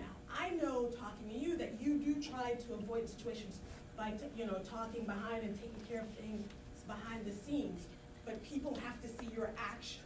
People have to see that there are consequences to things, that someone can dispute you, but you still have to put something in their file, whether they're tenured or not. If you hear complaints, it's not, and same with Dean DeSanza, if you hear a complaint, it's nice to say, what would you like me to do? But that puts a lot on someone. If someone came to you and said that they were abused, and you go, well, what would you like me to do? They're coming to you because they don't know what to do. So they would like you to take the lead. So that's why, at least in the interim, you need to, think about coming up with those policies and putting those policies in place real soon about reporting and accountability, reporting complaints, and your area being accountable to them. You also need real soon to kind of start raising money for both of those editions. it might also be, I understand the university has a little less money, but when Provost Bain came over, she said units can raise money for diversity scholarships, and she also said when we were talking about the budgets, that if faculty of color are leaving or want to leave, that they'll see if they can match some of that money. Well, this might be an instance where you say, hey, we have a problem. We have, in the fall, all but one faculty member full-time at this place, and we have all of these students, and we have this climate issue. We need money now. We have to do something now. Otherwise, we're going to lose the 5 faculty members that we have. And I can tell you, just like the students said to Dean DeSanza and Dean Farrell earlier, that they would not recommend this school to other students, I could not in good conscience, and I believe that's one of our other colleagues didn't attend some of this interviews, because we could not in good conscience tell our friends to come here knowing what's going on. And we could tell them what's going on, but then once we do, they're also not willing to tag in. Like I tell my students, if you're in a loveless marriage, there's not very many other people who want to tag into that when you try to get out of it. And so I understand you want us to have visiting faculty members who come in here and be faculty of color. I'm not sure that I could tell one of my friends to come and do that. No. So I was just talking about like what Professor Powell said and the comments I made earlier, like Dean DeSanza and I have talked about it, where we have this kind of like, we have to be professional but also educate, but then we're also women, but then we're also people of color. So I never want to reach the point, like Professor Powell said, where I go off on someone, and we're getting very close. But it's also because nothing is being done. We have these conversations, we continue to have these meetings. The 9 people for BALSA, saving grace. The one person who approached me was Kalicia from day 1. But having, like Professor Nicholson said, they can only do so much for us. And unfortunately, it is heartbreaking when you find out that this person is leaving and this person is leaving. And my first thought is, they're leaving for good. Because if I feel like this as a paying student, I can imagine what it feels like to be a professor here. I couldn't fathom if I have students saying comments to me like that and I'm their equal, the way they talk to professors who are their superiors, I wouldn't do it. And one last thing, it's also kind of going off what Professor Powell said. Like, implementing some of these stuff, you said it might be hard to get across to the tender teachers because, like he was saying, they tend to do what they want to do. But at the end of the day, it's who are you here for? Are you here for the students? Are you here for those tender teachers who just do what they want? Who are you here to make happy? Are you here to make us happy? Are you here to make the student body happy? Are you here to make this environment a happy environment to be in? Or you just gonna try to make those tender professors happy? And it's just like it's almost, you can't really play that fence. You gotta choose a side. You either gonna make them happy, or you gonna make us, or you gonna try to make the student body happy. And sometimes it might not be intentional, but sometimes it comes across that you tend to try to ride that fence to try to, like some people are saying, make stuff, fit stuff behind the scenes where nobody really sees what's going on, and we don't know if it really got handled or if it still could happen the next day we go to class. So I think it comes to a point to where you need to choose who you want to make happy, us or them, and you can't keep riding that fence. It's either the student body or it's the tenured professors who seem to do whatever they want. And like this stuff right here, like everybody's been saying, needs to be implemented to fix the situation, because if it's not fixed soon, it's only gonna get worse. To answer your question, who are we here for? We're here for students, to give them good education and make them good lawyers in what we hope is a friendly environment. I didn't, if you heard me saying I'm concerned about their sensibilities, I didn't mean to suggest that just because they're tenure I'm concerned about their sensibilities. I was saying I want to find a way that you communicate the message so that at least the person hears it, rather than just shutting down. And I was just trying to express a communications challenge. I wasn't trying to say that it shouldn't be said, because you're right, you do have to make clear what the values are, so I agree. I understand that, but if he's saying they're not listening, it comes to a point to where either you gotta make them listen or they're gonna have to face some type of consequence, because this trying to tiptoe around their feelings a little bit is just not cutting it. But that's not, I was suggesting, it's not about their feelings, it's about trying to get people to say, oh, this matters, right? Do you see what I'm saying? Yeah, I see what you're saying, but coming from But I hear what a you're real tenured professor who's been here for 20 plus years and saying that some of them are lost cause, they're never gonna get that message. So therefore, you have to force that message on them for them to understand, or they're never going to get it because they don't have the power within themselves to even attempt to try to understand that message. So you gotta give it to them bold-faced and honest, and that's the only way you can get that through. Otherwise, it's never gonna get through.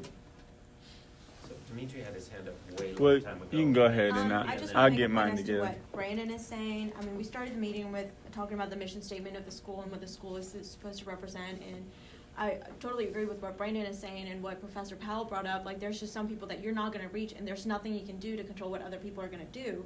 But if we're going to portray the school under a certain mission statement, and then it's just an issue of like, well, maybe the staff and faculty, even whether they're tenured or not, don't align with the mission of the school, then we have to be intentional to hold up that mission statement of the school, and there's nothing you can do to change how someone else and whatever their schemas or ideologies are, but it's kind of holding them accountable to what they're supposed to be represented by being part of this school. I'm on, you can go.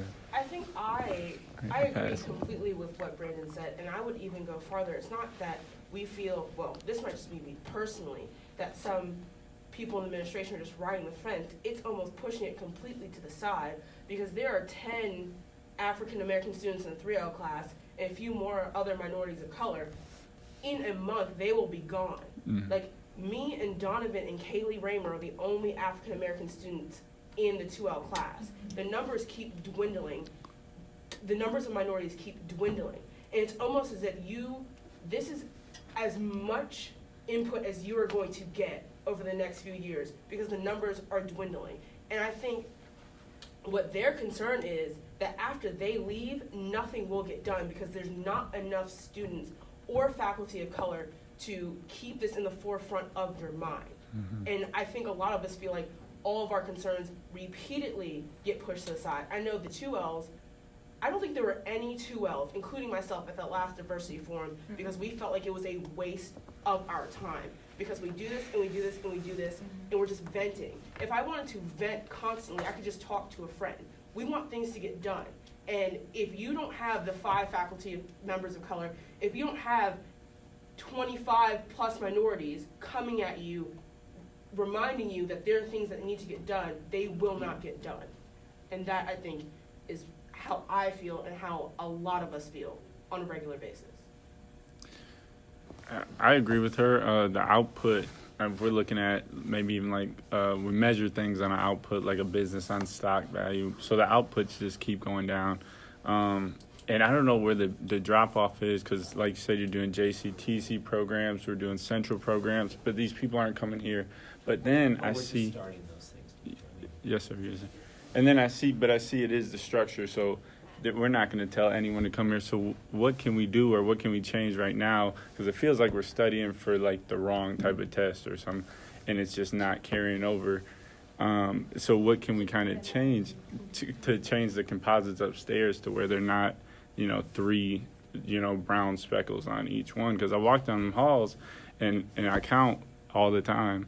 And I'm figuring, like, I'm one of the only ones that'll be here. And even if I do reach out to alumni, we talking both on how hard it is to get alumni to come back, maybe because they had a bad experience. I'm just realizing, like, talking to 3Ls, that their feelings mirror the faculty and staff. I didn't know that the system was, or that they felt like that here. And so, what kind of do you think that you're going to implement now, or are we going to take funds and kind of push things over, cancel things, push things off, and turn that to diversity chair, or what do you think? I mean, to divert funds and have a diversity dean? Because it seems like the main problem is the systemic problem. So that's There isn't, I don't have $100,000 right now that I can divert. I mean, it's not like it's being used by something else, it would go to something else. So that should be a goal.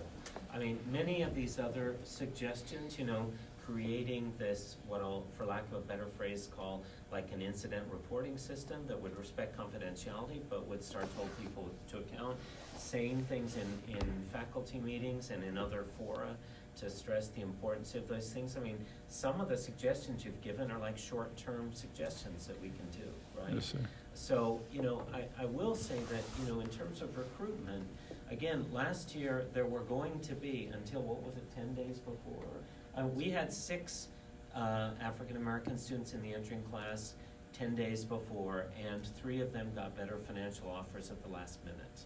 So we lost, I mean, and 6 isn't even a good number, but, you know, to drop 50% in the last 10 days, you know, it was heartbreaking. But I say that because I want you to, you know, I hope you believe that it's not as if we're not focusing on that part of the equation, because that is part of it, right? And so I need, obviously, to understand the systemic cultural issues better and how to confront them. But, you know, I have to also believe that it, you know, it was better, you know, in Bethany Kansas class when, you know, there are more people around. It makes people feel more comfortable, right? So, you know, it's all of these things are complicated. So I don't know if that answers your question. Yes, sir. Haven't had a chance to talk. Well, I just wanted to tell him I do appreciate your efforts and that we have an environment where staff, faculty, and students can come together. So I thank you for this too. I just got 3 points that I wanted to make, and then I have to go be a mom. But when I accepted my position at Gilville, I didn't get a scholarship, so I came without money. Money was found later for me when I needed it. The number of black males that are being admitted went from 5 with my class to just 1 every year. That's concerning. You're saying that the initiative is to find money. You're looking at money. 5 of the BLSO graduates are graduating with academic honors. Most of us have big firm offers. We got money. Are you getting it? No. We're trying to tell you how to make changes to get that money. Right now, we hate Brandeis. This is toxic. We thrive despite, but is my money coming back to Brandeis? No. If Imani needs money, she can get it. But will Dean Crawford? No. So if you're looking for money, you're talking to money. Like, recognize what we've achieved and work towards, like, you have money. So try to, like, take that initiative to see that you have an opportunity here and you're just squandering it because you're not really seeing the perspective of the student. So Samantha, what have I not seen? It's just you're saying it's money, it's money. You're talking to money, so just Well, remember that. Okay, but you just said you wouldn't give it, so Because nothing has changed. Like, you're saying we need money, and I'm like, okay, I'm gonna have money. I have a job offer. I'm gonna be able to give back to Brandeis. I wanna give back to Brandeis. But when I check in with Imani when she graduates and she's like, nothing has changed. I hate it here. I'm like, girl, I'm sorry. So then the next year when I'm like, oh, I have more money, where's it gonna go? It's not coming to Brandeis. Like, that's what I'm saying. You need money, you're talking to money, so like, make the changes what for you if, and get what you to need. give the suggestion that all of you have given, that we seek to have a position of a dean for diversity that serves the kind of what I would call the integrated model that Alicia was describing, right? Right. So that becomes something, right? You can fund a particular thing. Right. Right? I mean, but it doesn't change, getting that funded doesn't change overnight. I think Right, what she's so- saying is, when they're talking about the Dean of Diversity, it would be good if you say, yeah, this is good and we're gonna fundraise, and stop just then going money, money, money. Because if you say, I am certain that this is going to be the top of my list of priorities, I'm gonna do this, then they know in a year when you call on them, that you can have a template and you go, look, this is what we've done. She's saying, oh, they'll give you money now. But what they're hearing, like, you might be saying one thing, but what is being heard is, I hear you and it's necessary, but we don't have the money right now. Well, but I didn't say that. I said, It's just how it's being. Remember I said what you're saying is different from what they're hearing. I am translating, right?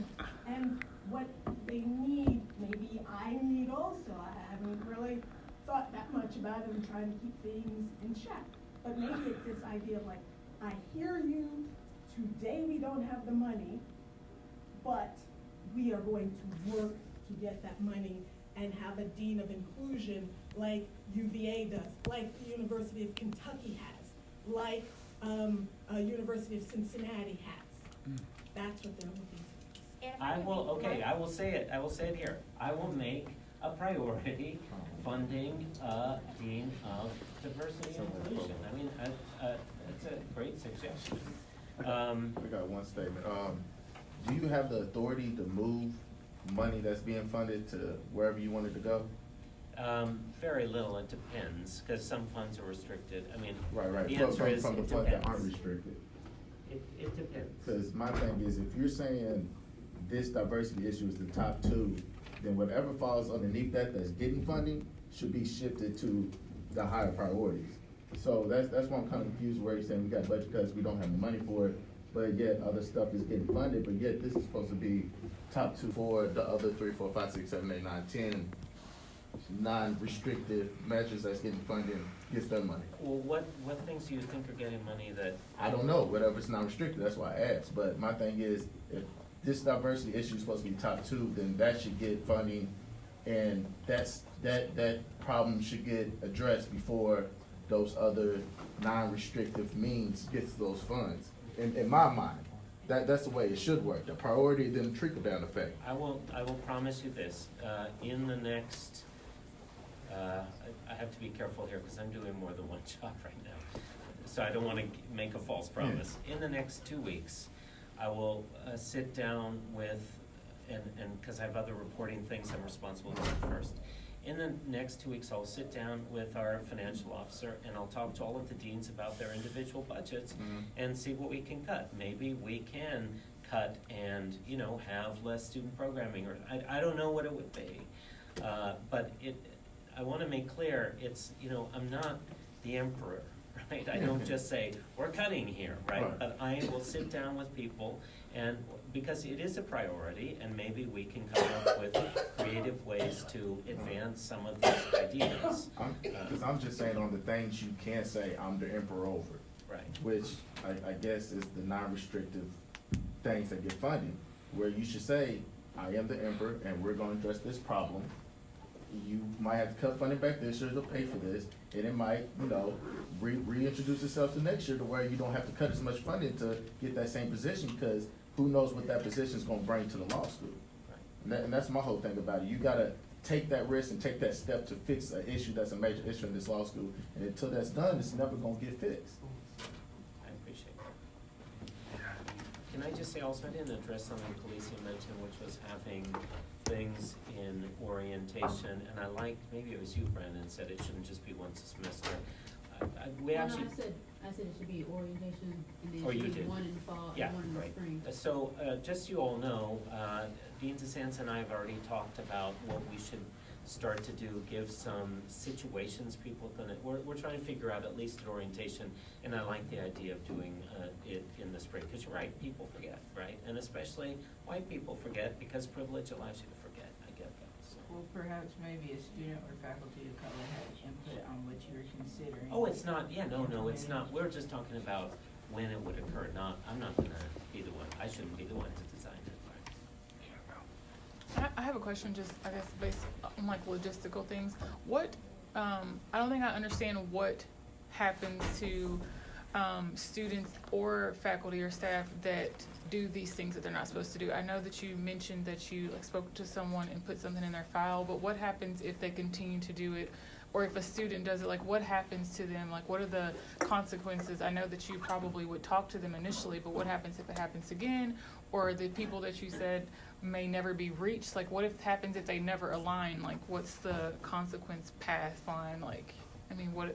So Candace, I'm gonna start by, at the risk of getting the faculty members here angry at me and saying, my view of tenure has changed very dramatically since I've had this job. So the answer is that unless someone does something that's just an outrageous violation of some regulation or code, there's frankly very little you can do, right? Now, one of the things I would like to see us change as a faculty, but it's not just up to me, is to have more rigorous, what's called post-tenure review, so that you actually, once you have tenure, you actually get reviewed, so that these things then would be more publicly vetted, right? But I'm not to the point of fighting that battle yet, because people are very protective of their employment status. So the fact is, unless it was something, you would just keep on mentioning it. You can, what are the tools that a dean has with a tenured faculty member? You can give them bad teaching schedules, right? Right, so you have to teach it, or ask them to teach things they don't want. You just don't have that much leverage.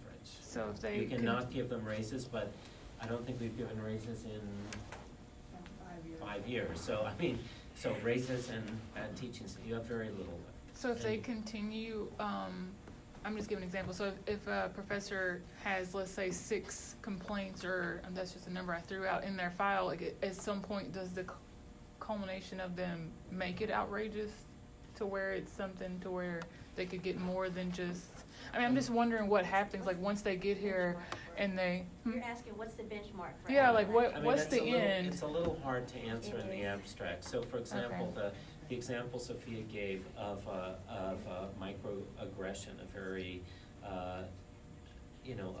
ugly comment. If that was said 6 times, would the dean or the provost, for that matter, have any leverage? No. No. Really? What would you do? Well, What would your leverage be? You No, can but hold people to I account. thought that Susan, and I don't know, you'd have to talk to her, but I thought she said that there was something. If you are creating a hostile environment. No, if you create a hostile Right, environment. but that would be, in my mind, a way of saying you've created a hostile environment. It's not just because you're having sex with a student that's creating a basis for you to be removed, although that hasn't happened either. But, certainly doing something like this would be. So I think, at least that's what she had intimated, unless she was not telling the No, truth. but you see, you've changed the fact pattern. Because Candace asked, what if you have an accumulated series of things? Clearly, That's not changing. and that's why I said it's hard to give a. Well, I guess my question was, if there's a bunch of different there's different students, there's different semesters, and that person's file begins to stack up, 5 or 6 different times over the years, then to me that sounds like this person is creating some type of environment that's not friendly learning environment. Right. And I don't know, for my novice learning of law so far, it just sounds like that if you keep turning your eye to someone that's creating such a hostile environment, that if a student were to sue the school, that it would be like that the administration knew about it and let this person continue to create this environment for students. Here's what you could do. So, for example, we have a scale that faculty get in their annual reviews on 1 to 4. You can scale people down on teaching, and you can mention things like this, right? And I'd have to go look at the faculty handbook. I don't remember. Maybe one of you remembers the rule. Go ahead, Senator. So, I think if things got that bad, you're talking about maybe a Title VII violation or some hostile work environment. That can go outside of the law school. We have an associate dean for personnel. That would be a route, or human resources. And that would have to be something really egregious. Of course, facts are different and everything, but there is a provost that deals with personnel issues for all faculty members across campus. That's where tenure goes, that's where promotion goes, that's where everything goes. And I've seen, not speaking of anything, but I've seen where the associate provost for personnel has gotten involved when it's been that bad. Dean Crawford, would it be persuasive, because of the funding challenges, if you had a uniform or comprehensive letter with the students of color, faculty of color, basically acknowledging the current environment, requesting this deanship? Would that have any influence at all on central administration? Absolutely. Well, and in fact, one of the things fundraising, as you know, is it's a long-term. Yeah, fundraising. I keep on analogizing to it's like courtship in the 19th century. It's not like even like dating, you know. It really is, because they start to like you, they agree with your vision, and so, but, so yes, it would definitely help. And this also goes to, maybe it was Professor Nicholson's suggestion, one of the things, the provost it appears she's doing this about semi-annually, so we'll get a new announcement soon of funds for recruitment and retention. And so if I have a letter like that in particular, I mean, I could do it anyway, but if we had something, and again, it's not gonna fund a position permanently, but if there was some kind of goal, we could think we're gonna use this money that will help improve the climate for diverse students, to make it feel more inclusive, and we know what we're gonna use that money for, and you're very good on this, you can help me suggest things that I'm we gonna could, charge you, but yes, we absolutely. could ask for. So yeah. Just trying to think of a way of expediting, because that's what their concern is. Yeah, because, I mean, it would have more credibility, obviously, if, not just, don't take the white male dean's word for it, but the BALSA speaking for X number of students who are not only African American students, right? But that would be. All right. All right, well, thank you for your time, sir. Thank you. I'm trying to leave too. Is that okay with you all? I guess. Yeah. No.